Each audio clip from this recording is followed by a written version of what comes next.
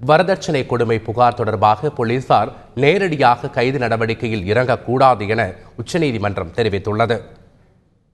வரதட்சணை கொடுமை தொடர்பான வழக்கு நீதிபதிகள் AK கோயல், UU லலித் ஆகியோர் அடங்கிய அமர்வு முன் விசாரணைக்கு வந்தது. அப்போது வரதட்சணை கொடுமை தடுப்பு சட்டம் தவறாக பயன்படுத்தப்படுவது அதிகரித்து வருவதாக நீதிபதிகள் கருத்து தெரிவித்தனர்.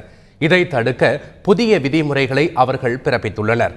அதன்படி அனைத்து மாநிலங்களும் மாவட்ட வாரியாக குடும்ப நல கமிட்டிகளை அமைக்க வேண்டும் எனவும் அந்த கமிட்டியில் மாவட்ட சட்ட சேவை அதிகாரிகள் உறுப்பினர்களாக இருக்க வேண்டும் என்றும் அறிவுறுத்தியுள்ளனர். வரதட்சணை கொடுமை புகாரில் போலீசார் உடனடியாக கைது நடவடிக்கைகளில் இறங்கக்கூடாது என்றும் குடும்ப நல கமிட்டிகள் புகாரை ஆய்வு செய்து அறிக்கை அளித்த பிறகே போலீசார் நடவடிக்கை எடுக்க வேண்டும் என்றும் நீதிபதிகள் தெரிவித்துள்ளனர்.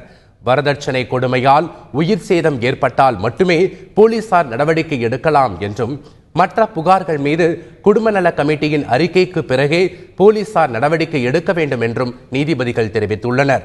இந்த உத்தரவுகளை மீறும் போலீசார் மீது நடவடிக்கை எடுக்கப்படும் என்றும் உத்தரவில் நீதிபதிகள் தெரிவித்துள்ளனர்.